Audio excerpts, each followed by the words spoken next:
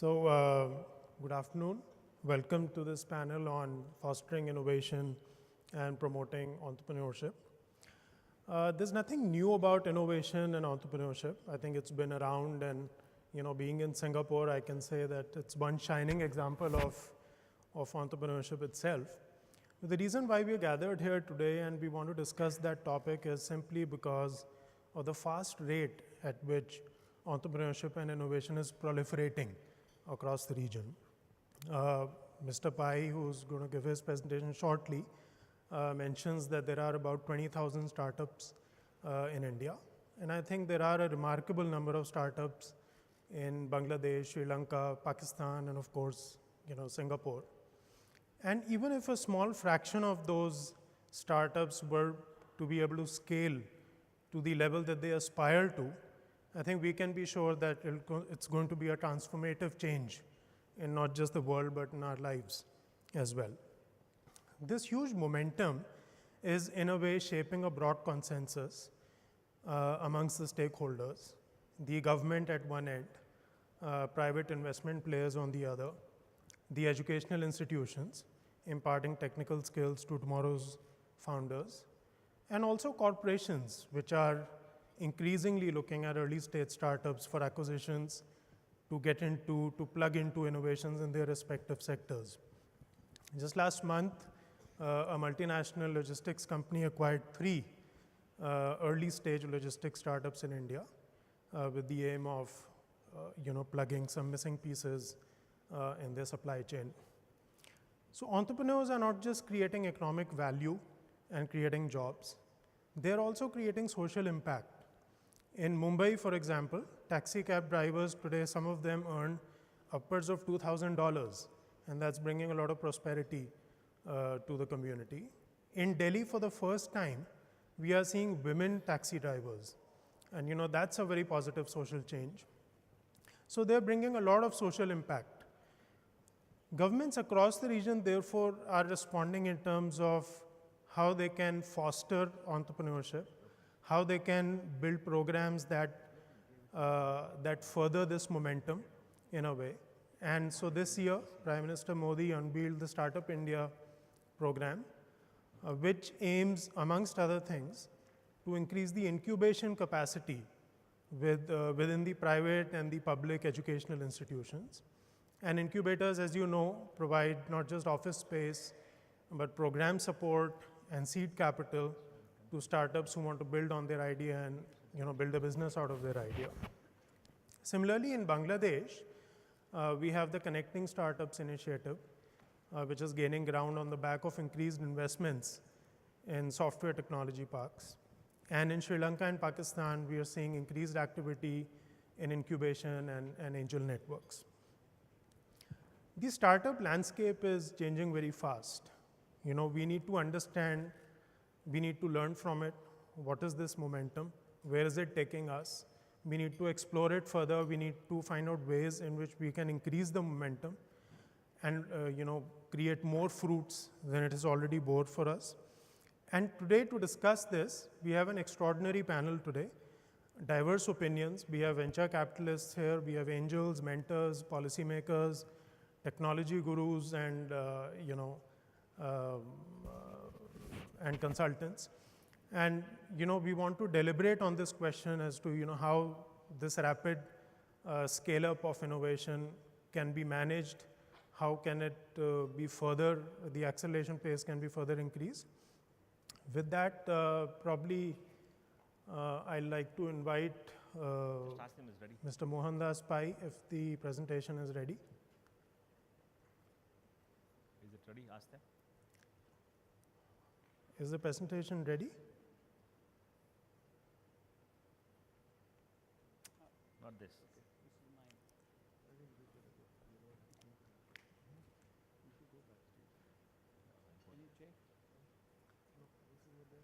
This is not the presentation. Yeah, this one. This one. Yeah, this one. Yeah, this. Okay. This is the one. This is. So I'd like to invite Mr. Mohandas Pai. Finally, folks. First, thank you for inviting us. This presentation is on the Indian startup scene, which is possibly the most exciting thing that's happened in India in the last 10 years, apart from Narendra Modi and what we're doing here today. If you look at this slide,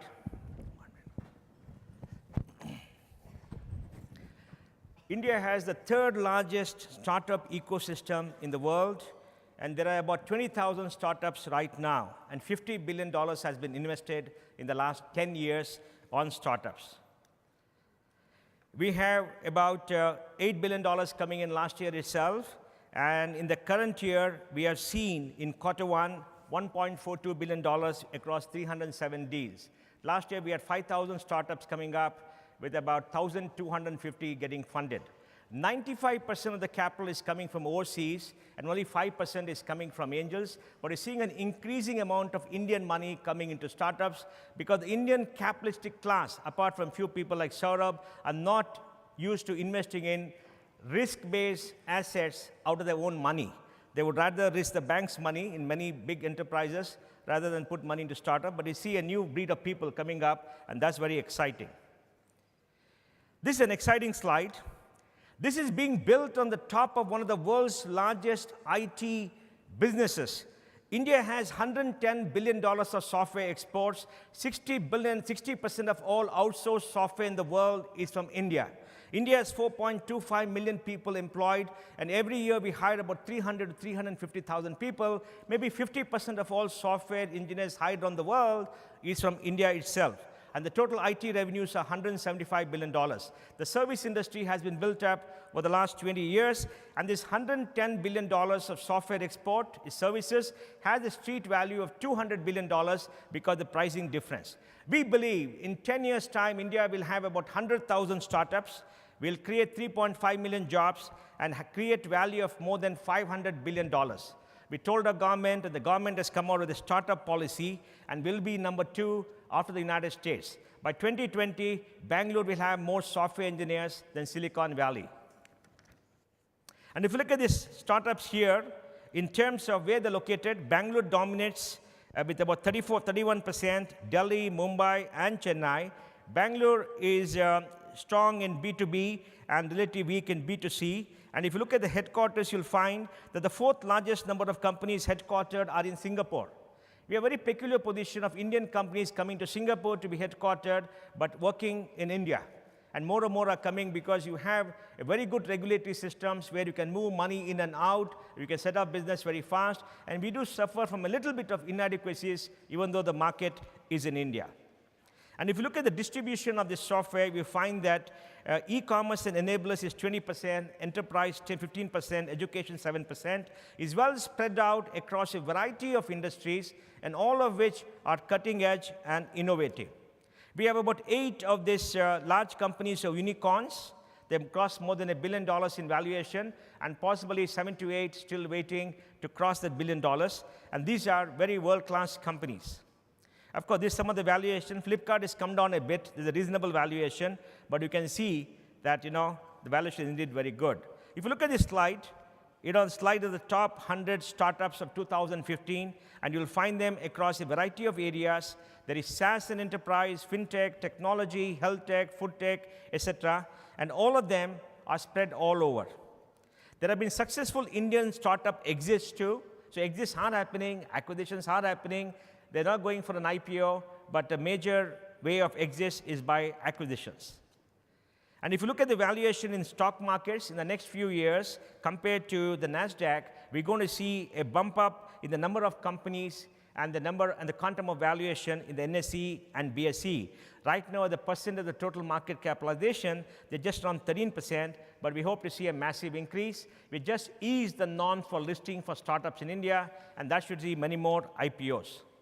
In the B2B space too, which is enterprise, we're seeing an increase in number of startup companies. They're currently valued at $10.25 billion, and the total value of all the startups today, as of today, is about $80 billion. That means $80 billion at the last valuation is there right now in India. And there's a remarkable story happening about India. This is not at the top of the pyramid. At the bottom of the pyramid, ordinary people all across India are using Google Maps to work and do business, and even though they're not educated, they're responding to queries on the website, and they're selling directly to customers and using customized web pages or platforms to do and sell. And because of this ubiquitous India stack, people don't need passbooks. They can transact on their mobile, even though the mobile is sometimes old technology and not the smart mobile. So how would startups look in future? There are three major drivers of startups in India. There's the startup ecosystem, smartphone penetration, and what we call the India stack. The India stack is in fintech, which will impact 6 billion people in the planet who are outside the OECD, and most of it is free. Aadhaar has been a remarkable success. In 5.5 years, 1 billion people have been given a unique identity number. Nowhere in the world, ever in human history, have 1 billion people got something together on a single platform in 5.5 years. And this has been on the cost of $2 billion. A bank spends $4 to $5 billion a year for its internal technology, and this has happened willy-nilly, despite opposition, despite handicaps, in just 5.5 years. And this is fantastic because half of India did not have an identity. They don't have a birth certificate, and they don't have a school leaving certificate. They're probably not gone to school. Now, every individual has got a 10-stage biometric identity, which is in a single database, and this database is one of the largest in the world, done by largely volunteers, some of the best techies, at a cost of $2 billion. Then if you look at the evolution of the India stack, you'll find that volunteers from Bangalore and other places have come together to create the India stack for financial services. It has got to do with Aadhaar, which is the number, using the mobile. There's a digi-locker. There is an e-sign for them to sign. And there's something called UPI, Universal Payment Interface. The GSTN network, which is going to come now, and the Parliament is in session in Delhi right now, and we could have the GST Act passed possibly in the next 15 days. This will revolutionize how commerce is done because India could become one single market. And this stack is something that will change the way Indians do business. In the banking sector, too, there's an accelerated reform. In 45 years, we had 14 new banks. In the last 3 months, we got 21 new banks which have been authorized by Raghuram Rajan. And this is ushering in an era of differentiated banking because we have 250 million people who open bank accounts in the first 2 years of this new government. And all of them are going to transact and send money to each other without paying any charges.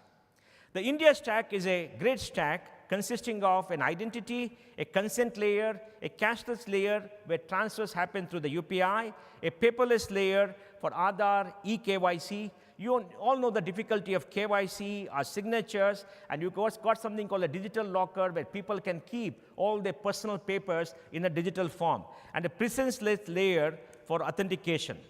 The smartphone revolution is sweeping across India.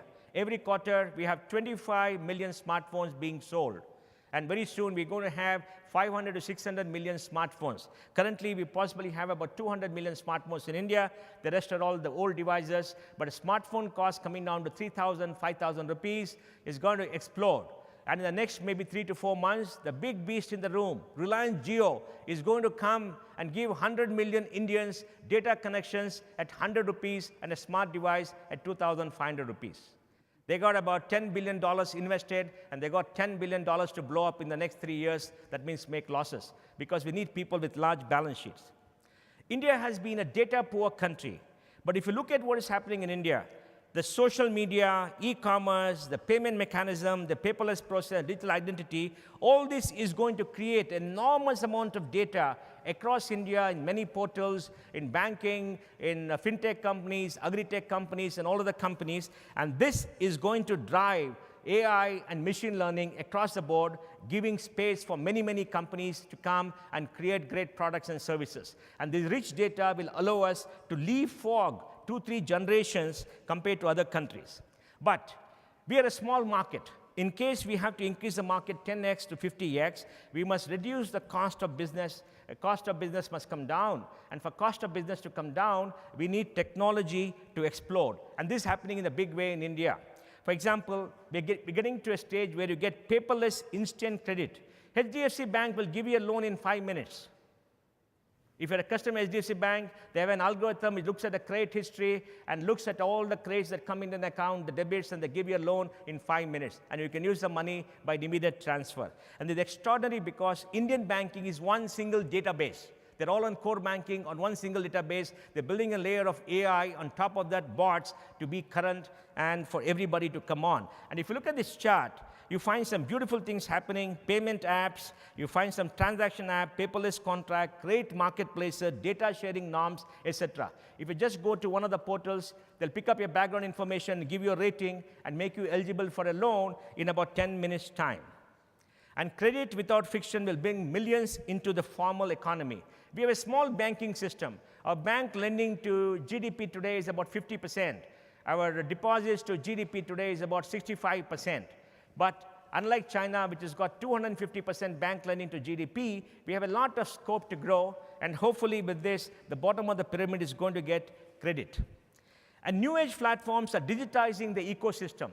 Once the ecosystem is digitized, you could increase consumption of digital infrastructure like payments, logistics, etc., digitize the supply chain, digitize the customer information, and leave a digital footprint. This means aggregators can come and give you access to broad suppliers on both sides of the equation.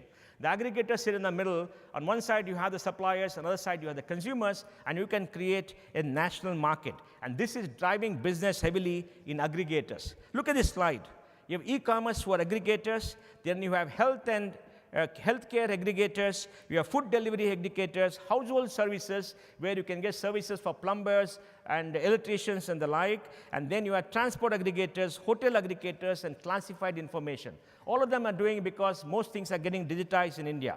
And this is going to create an enormous amount of jobs in India because service providers into job providers can give jobs to a lot of people because they can put people in touch with the market. In this slide, we can say that if you look at Uber, 1.5 million cars and drivers are connected to the marketplace. Costs have come down with only 6,500 employees. That means the new economy, jobs are going to be created by aggregator platforms which connect consumers and distributors. In the last 200 years, the value has been captured by the supply chain. The supply chain is shrinking.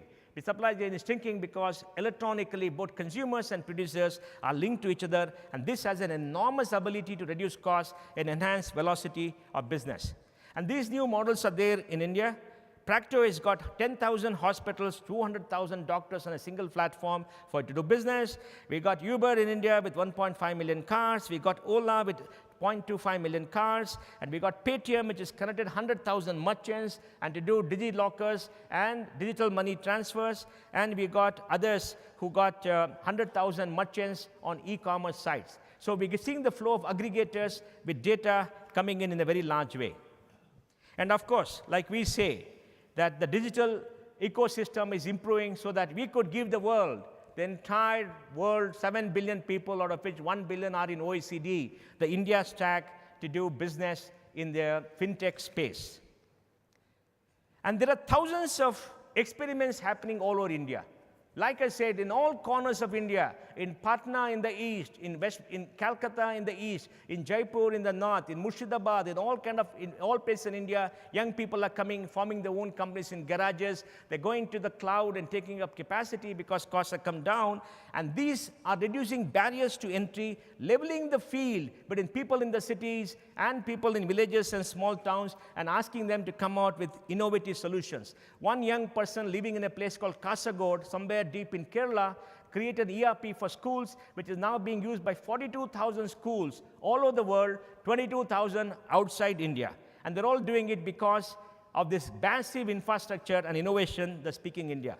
So I'd like to end by saying, you're going to see the biggest boom in technology in India in the startup space, driven by innovators, driven by capital flows, global and Indian, driven by mentors, and driven by the increasing digitization. India missed the Industrial Revolution. India missed the Second World War, post-war boom. But India is in the heart of the digital revolution right now. And India will be a very large player in the next 15 days in the digital revolution when the world goes digital. Thank you very much.